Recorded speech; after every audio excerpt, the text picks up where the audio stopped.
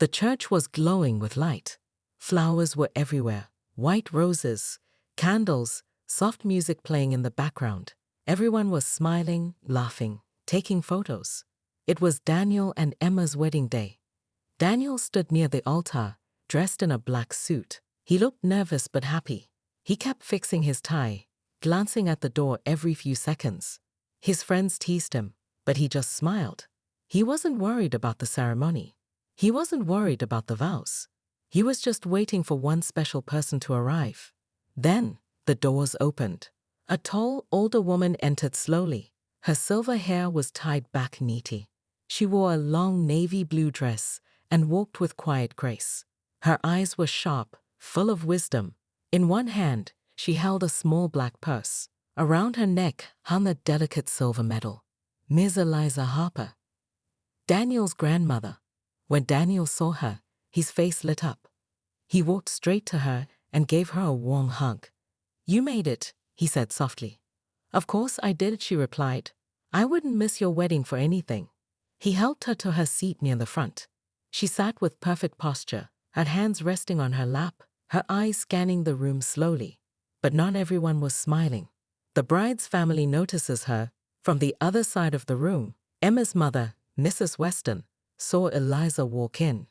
She leaned toward her sister and whispered, "Who is that?" Emma's aunt narrowed her eyes. "Must be from Daniel's side. Look at that dress. And those shoes, so plain." Mrs. Weston sniffed. "Honestly, I thought his family would be more polished. She looks like a housemaid." They both giggled quietly. Miss Eliza heard them. She didn't react. Her face stayed calm, but her fingers gently touched the medal around her neck, a reminder, a memory, a source of strength. She had heard worse in her life. Much worse. Fake smiles and quiet judgment. As guests moved around, Emma's cousin came to greet the groom's side.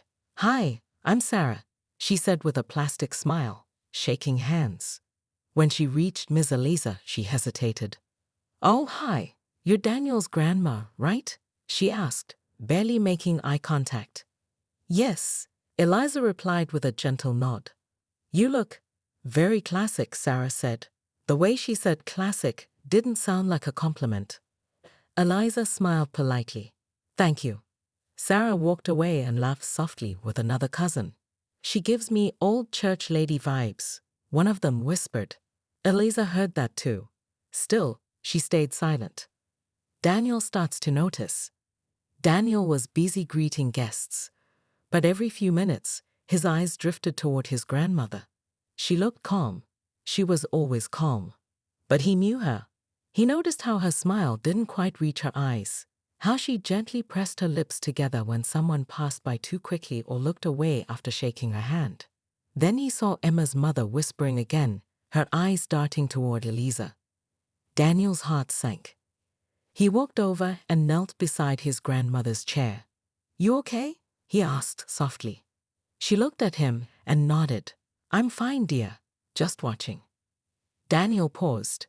"If anyone says anything," she touched his hand. "Daniel," she said quietly, "this day is about you and your bride. Don't let anything take that from you." He nodded, but inside, a small fire had started. Eliza's medal. While waiting for the ceremony to begin, a little girl from the flower team came and stood in front of Eliza. "You look pretty," the girl said shyly. Eliza smiled. "Thank you, sweetheart." "What's that?" she asked, pointing to the medal around her neck. Eliza held it in her hand. It's something from a long time ago, a gift for helping people. Like a superhero." Eliza laughed gently. "Something like that." The girl beamed and ran off. From the corner, Emma's aunt rolled her eyes. "Helping people, huh? Everyone has a story these days." Still, Eliza said nothing. The ceremony begins. Soon, everyone took their seats. The music changed. The doors opened once again. Emma walked in, holding her father's arm. She looked stunning in her white gown. Everyone turned to see her, phones out, flashes going off. Daniel smiled, forgetting everything for a moment. But not Eliza. Her eyes scanned the faces, some joyful, some fake. She had seen those looks before, years ago, in courtrooms, in protests, in the army, in hospitals. She had been silent many times before, but never blind. A quiet warning. As Emma reached the altar, Daniel whispered in her ear, "Just so you know, my grandma's a lot more than she seems." Emma blinked, confused. "She's beautiful," she whispered back. Daniel nodded, his voice serious. "She's powerful." Emma didn't understand what he meant. Not yet. But soon. Everyone would. The ceremony was over. The vows had been spoken. The kiss had been shared. And now the celebration began. Everyone moved to the grand wedding hall, decorated with golden lights, hanging flowers, and a long buffet table filled with food. Laughter filled the room. Cameras flashed. People danced. But even in the middle of all this joy, something dark was hiding under the surface. Disrespect, changing the seating plan. Miss Eliza had been given a seat at one of the front tables, right next to Daniel's parents. She sat quietly, sipping water, her posture straight and graceful. That's when Mrs. Weston, the bride's mother, walked over with a tight smile. "Oh, I'm so sorry," she said sweetly. "There's been a little mix-up in the seating chart." She leaned down and whispered, "This table is reserved for immediate family. But don't worry, we saved you a spot near the back with some of the older guests." She gently touched Eliza's arm. "It's quieter back there. You'll be more comfortable." Daniel, who was nearby, turned instantly. "Mom," he said firmly, "this is Grandma's seat." Mrs. Weston's smile disappeared for a second, but she forced it back. "I just want everyone to feel at home," she said, her voice fake sweet. Eliza looked at Daniel. Then she stood up. "It's all right," she said softly. "Let her feel in control. I'll sit where I'm needed." Daniel clenched his jaw. "You shouldn't have to." Eliza looked into his eyes. "It's not about what I have to do. It's about what I choose to do." At the back table, Eliza sat at a small round table near the corner of the room. It was far from the dance floor, far from the music, far from the family. A few older guests were already seated there. Most of them didn't even know who she was. She sat silently, calmly, but her eyes never stopped watching. From the corner, she saw everything. The fake smiles, the whispers, the looks. She wasn't hurt. She was remembering. The joke that crossed the line. An hour into dinner, Emma's uncle, Mr. Weston, stood up to make a toast. He had already had 2 glasses of wine, and his voice was loud. "Let's raise a glass," he said, "to old traditions, new families, and," he paused, grinning, "unexpected guests." People laughed, especially those who walk in dressed like they headed to church in the 1960s. He added, looking directly at Eliza's table. A few people chuckled nervously. Others turned their eyes away. Daniel stood up immediately. So did his father. But Eliza raised her hand, stopping them both. She looked at the man who had just insulted her. Her eyes were calm, her face unreadable. Mr. Weston looked a little uncomfortable now. He tried to laugh it off. "I mean, no offense, ma'am," he said. "It's just, well, we all come from different worlds, don't we?" Emma's silence. Emma had heard everything. She was sitting next to Daniel when it happened. He turned to her. "Are you going to say something?" Emma looked down. "It was just a joke." "A joke?" Daniel said, trying to stay calm. "That was your uncle disrespecting my grandmother in front of everyone." Emma hesitated. "Please don't make a scene. It's our wedding." Daniel looked at her, hurt in his eyes. "My grandmother is sitting in the back while your uncle insults her, and you want peace more than justice." Emma didn't respond. She looked away. And in that moment, something in Daniel began to shift. A kind stranger. While Eliza sat quietly at her corner table, a man in a gray suit approached her. He looked to be in his late 50s, kind eyes behind gold-rimmed glasses. He knelt slightly beside her chair. "Excuse me," he said softly. "Are you Judge Eliza Harper?" She looked at him, surprised. "Yes." He smiled wide. "I knew it. I read about you years ago. You changed everything for people like me." She tilted her head. And you are? My name is Martin Green. You defended my sister in court when no one else would. You saved her life. Eliza gave a small smile. That was a long time ago. Maybe, he said. But people don't forget who helped them stand. He bowed his head slightly. And then he turned and walked away. But others were watching. Others had heard. Whispers began to spread. She's a judge? Wait, that Eliza Harper? Didn't she fight those big civil rights cases? Why is she sitting all the way back here? The mood started to shift. Daniel's warning. Daniel returned to his grandmother. I want to leave, he said. You don't deserve this. She placed her hand gently on his.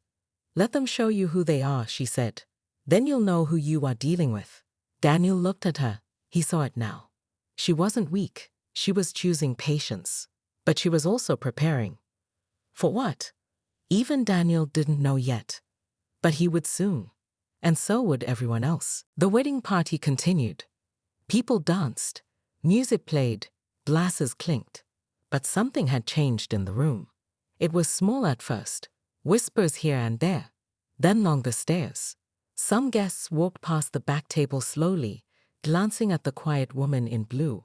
Some smiled, curious now. Others looked embarrassed, remembering the cruel jokes and fake kindness.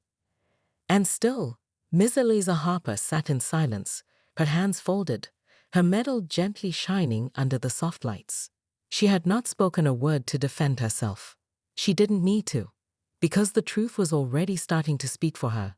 Aunt Carol speaks up. Daniel's Aunt Carol had been watching everything all night. She was tired of the silence, tired of the fake smiles, tired of the disrespect. She stood up and walked to the center of the hall. She gently tapped her glass with a spoon. Ting, ting, ting, calling everyone's attention. People stopped talking. The music lowered. She held a mic. I'd like to say something, she began. She smiled at Daniel, then turned toward Eliza. This woman sitting at the corner table, she said, is not just Daniel's grandmother. She's the reason he learned kindness, the reason he became strong, the reason we all stand with our heads high. People listened closely.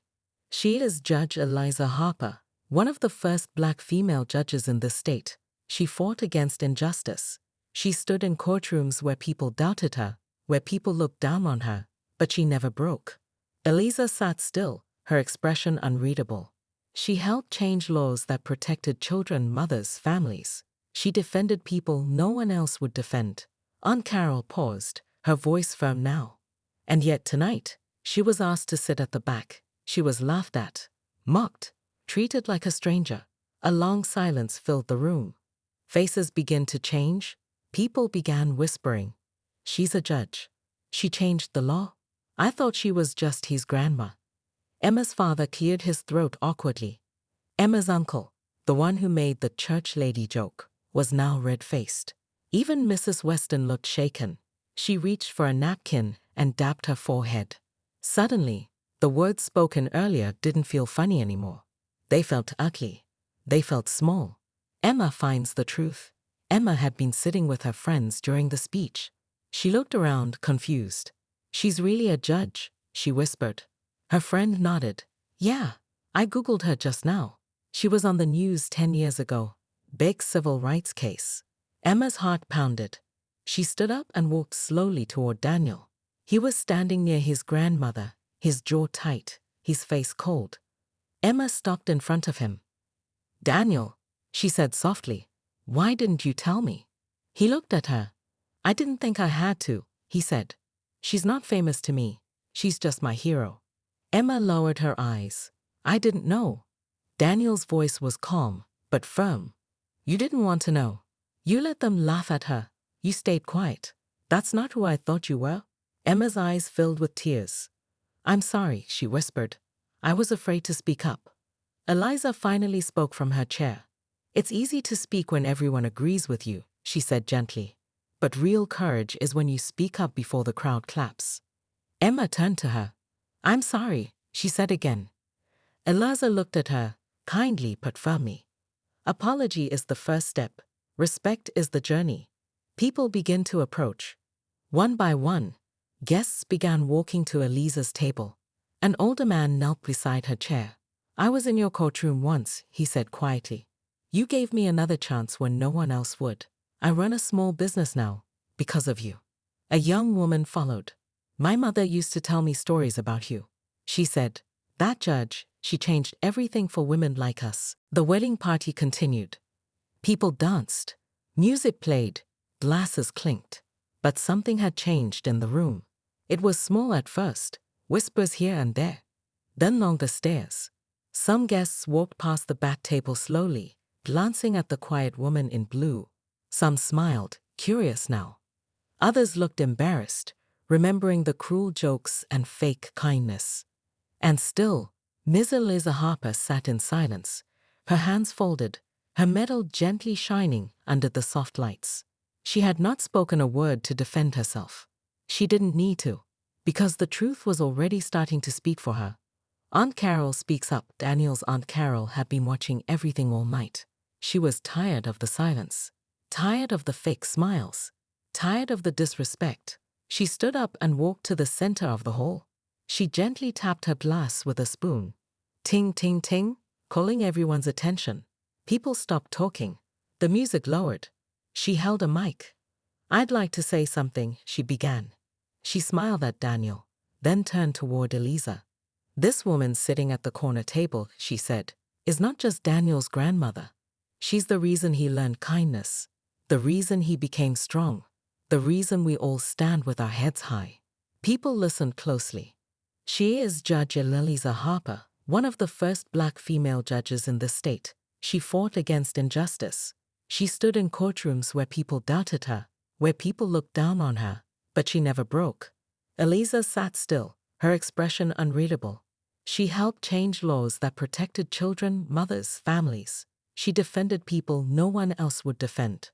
Aunt Carol paused, her voice firm now. And yet tonight, she was asked to sit at the back. She was laughed at, mocked, treated like a stranger. A long silence filled the room. Faces began to change. People began whispering. "She's a judge. She changed the law. I thought she was just his grandma." Emma's father cleared his throat awkwardly. Emma's uncle, the one who made the church lady joke, was now red-faced. Even Mrs. Weston looked shaken. She reached for a napkin and dabbed her forehead. Suddenly, the words spoken earlier didn't feel funny anymore. They felt ugly. They felt small. "Emma finds the truth." Emma had been sitting with her friends during the speech. She looked around, confused. "She's really a judge?" she whispered. Her friend nodded. "Yeah, I Googled her just now. She was on the news 10 years ago. Big civil rights case." Emma's heart pounded. She stood up and walked slowly toward Daniel. He was standing near his grandmother, his jaw tight, his face cold. Emma stopped in front of him. "Daniel," she said softly, "why didn't you tell me?" He looked at her.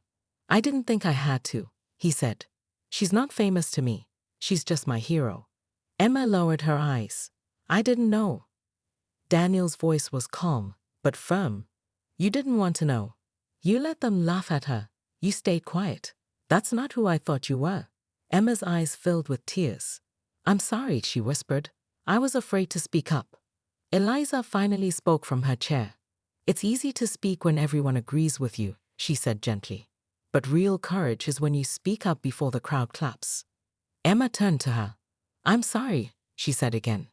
Eliza looked at her, kindly but firmly. "Apology is the first step. Respect is the journey." People began to approach. One by one, guests began walking to Eliza's table. An older man knelt beside her chair. "I was in your courtroom once," he said quietly. "You gave me another chance when no one else would. I run a small business now, because of you." A young woman followed. "My mother used to tell me stories about you," she said. "That judge, she changed everything for women like us." Another man stepped forward, holding his daughter's hand. "I want my child to meet you," he said, "so she can grow up knowing what real strength looks like." Eliza nodded quietly to each of them. Not proud, not surprised, just peaceful. Mrs. Weston's shame. From across the room, Mrs. Weston watched the scene unfold. Her hands trembled slightly. Her daughter, Emma, was now standing beside the woman she had pushed to the back of the room. Her son-in-law looked at her like a stranger. She took a deep breath, then walked over. She stood before Eliza, her voice shaky. "I owe you an apology," she said. "I misjudged you. I judged by what I saw, not what I knew." Eliza looked up slowly. "You didn't need to know who I was to treat me with kindness," she replied. Mrs. Weston nodded slowly. "You're right." She turned to Daniel. "I'm sorry, son. I was wrong." Daniel gave a slow nod. No words, just truth in his eyes. The quiet power of truth. That night, no fireworks were needed. No arguments. No anger. Just one woman sitting quietly, letting the truth rise like the morning sun. No shouting. No revenge. Just dignity. And as the wedding night moved forward, one thing was clear to everyone. The most powerful person in the room was never the loudest. The wedding celebration was no longer the same.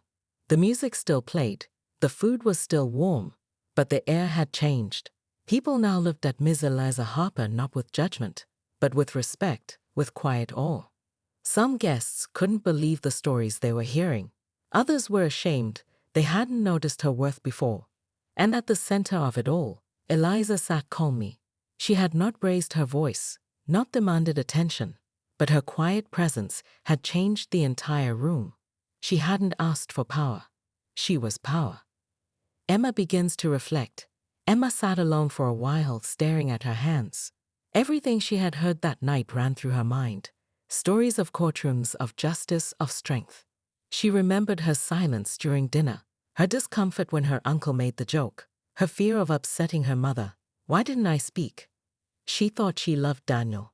But now she wondered, if I truly loved him, why didn't I protect what mattered to him most? She stood up and walked toward the back table, toward Miss Eliza. Eliza saw her coming and gave a soft nod. Emma stopped in front of her. "I don't know what to say," she began. Eliza looked into her eyes. "Then say only what's true," she replied. Emma took a breath.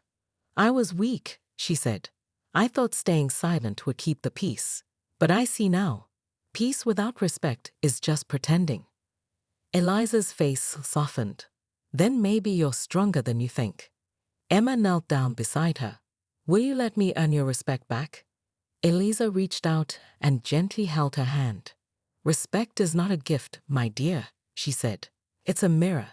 What you show others, they'll show back." A speech that changes everything. Later in the evening, Daniel stepped up to the microphone. He didn't smile. He didn't joke. His voice was steady. "There's something I need to say," he began. The room quieted. Tonight should have been about love, about joining two families, about joy. He paused, looking out at the guests. But instead, one of the most important people in my life was insulted.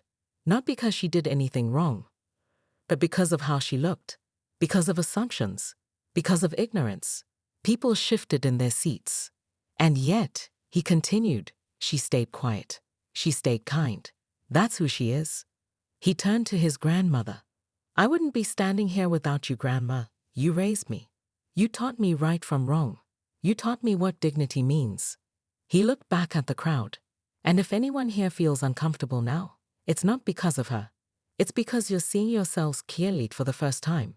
A heavy silence followed his words. Then someone clapped. And then another. And soon, the entire room was on its feet. But this wasn't polite applause. It was real. Mr. Weston tries to apologize. Emma's uncle, the one who made the cruel joke, walked up to Eliza during the applause. He looked uncomfortable. He cleared his throat. "Judge Harper," he said, "I didn't know who you were. I was trying to be funny. I guess I went too far." Eliza looked up at him with calm eyes. "You didn't need to know who I was," she said. "You just needed to know who you were." He looked down, ashamed.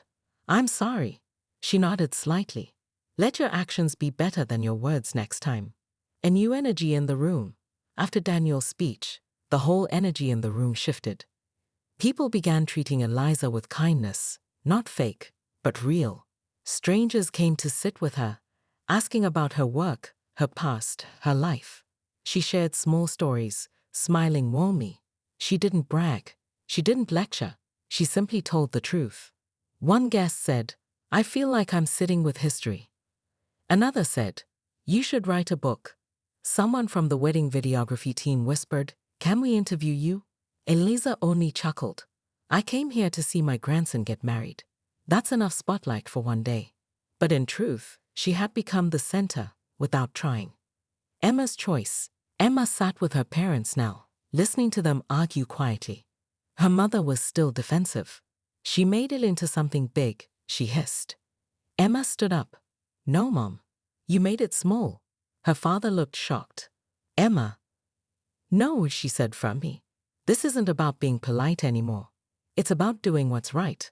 Her voice shook, but she didn't stop. "I love Daniel. And if I want to share a life with him, then I have to start by standing up for him, for his family, for people like his grandmother who deserve better."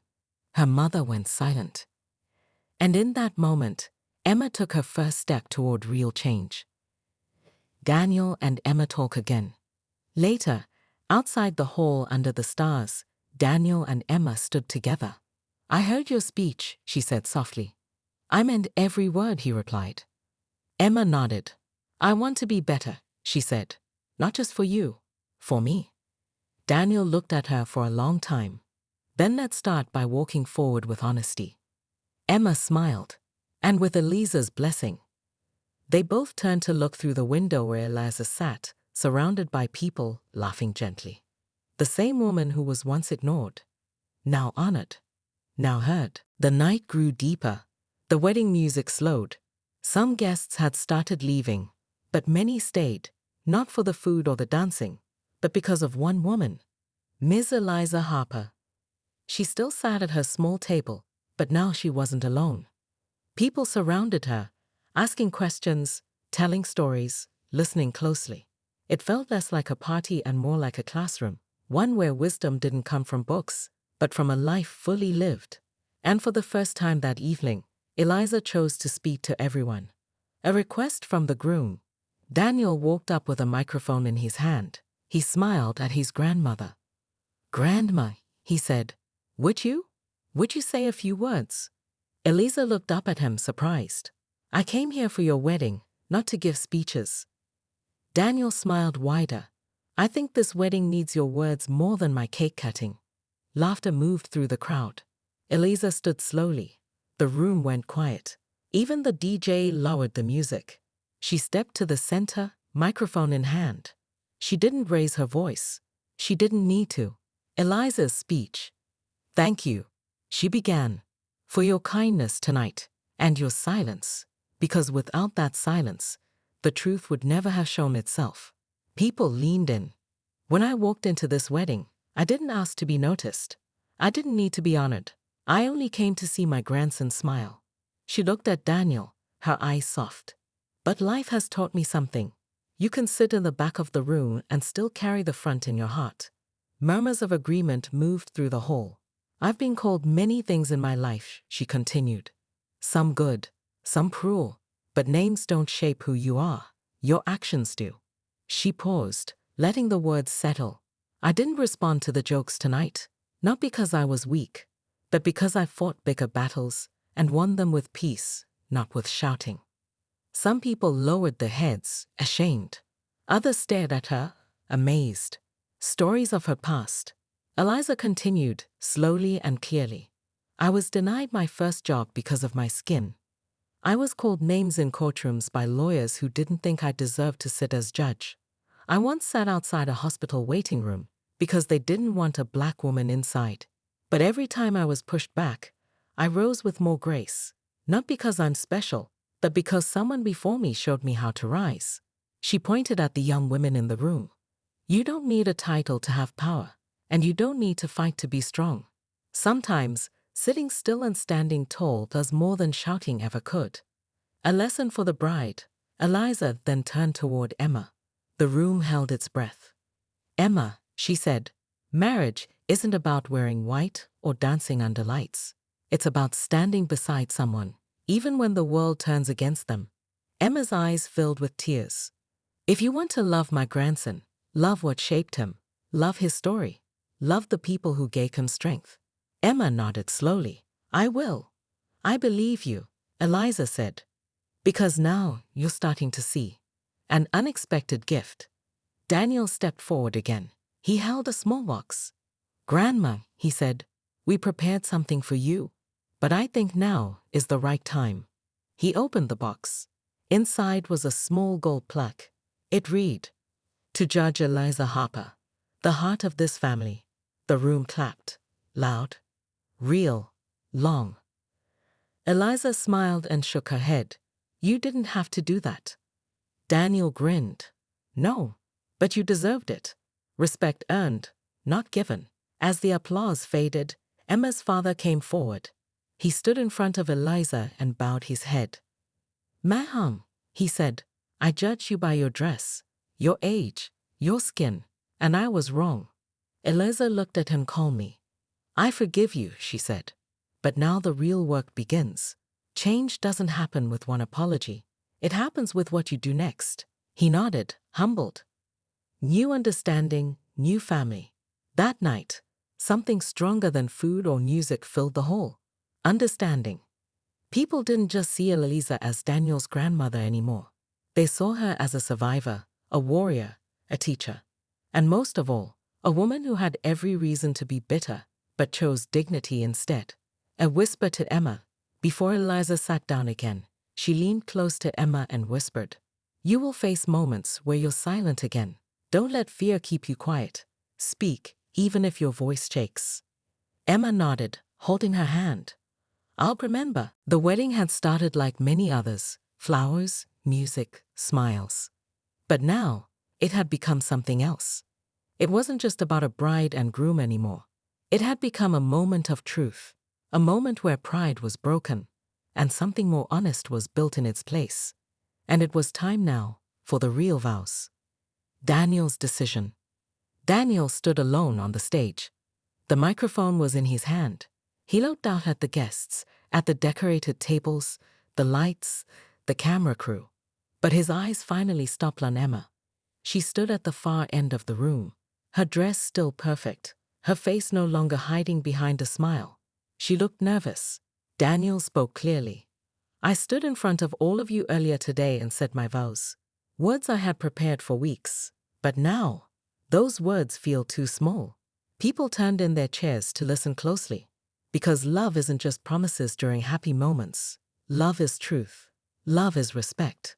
Love is knowing when someone has failed and still choosing to believe they can grow. Emma took a slow step forward. Daniel continued. When you were silent tonight, Emma, it hurt me. It hurt my heart. But I also saw you listen. I saw you learn.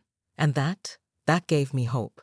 He stepped down from the stage and walked toward her. I don't want a perfect wife. I want a real one. Someone who owns her mistakes. Someone who can stand beside me when life gets hard, just like Grandma always stood. Tears filled Emma's eyes. I can be that, she whispered. Daniel held out his hand. Then let's say our vows again. From the heart this time. Emma's new vow. Emma took the microphone. Her voice shook at first. I thought weddings were about dresses and photos and flowers. But today I learned they're about choices. She looked at Ms. Eliza. I didn't defend you, and I'll always regret that. But I see you now. I honor you now. You are the reason Daniel became the man I love. Eliza nodded slowly, pride in her eyes. Emma turned back to Daniel. I vow to speak when it's hard, to stand even when I'm scared, and to build a life with you that reflects all of who you are, not just the easy parts. They held hands. The room was completely silent. Even the camera crew stopped moving. Ms. Eliza's silent approval. Ms. Eliza didn't stand. She didn't clap. She simply smiled, a full, proud, warm smile that said more than any speech could. She had come to the wedding as a guest. Now she had become the foundation of everything that truly mattered. And she hadn't said a word to demand it. She had simply been herself. Unexpected joy. After the vows, something surprising happened. Guests who had stayed silent earlier now came forward with love. Old friends, strangers, even those who had once mocked Eliza. They came with tears, with stories, with open hearts. One woman whispered to Emma, "Thank you for growing in front of us. You gave the rest of us permission to change too." The DJ, unsure what to play, slowly turned on a soft instrumental tune. But this time, no one rushed to the dance floor. They just stood there, holding their loved ones, feeling something more valuable than fun. Truth, healing, respect. The true celebration begins. Later that night, Daniel and Emma had their first dance. It wasn't fancy. It wasn't perfect. But it was real. And while they danced, Miss Eliza stood at the edge of the floor, watching. Emma looked over and smiled. Daniel followed her gaze, then gently pulled his grandmother to the dance floor. For a moment, the music paused. And then, as if the entire hall understood, they began to clap. Eliza laughed softly. "I haven't danced in years." "You danced through your life, Grandma," Daniel said. "One quiet step at a time." She took his hand, and together they moved, slow, graceful, timeless. The family photo. At the end of the night, the photographer called for the family picture. Bride and groom, parents, grandparents, everyone gathered. But this time, no one hesitated to place Miss Eliza in the center, right where she belonged. She sat with her hands folded, a small smile on her face. And for the first time that night, no one saw her age, or her skin color, or her seat number. They saw her light. They saw her truth.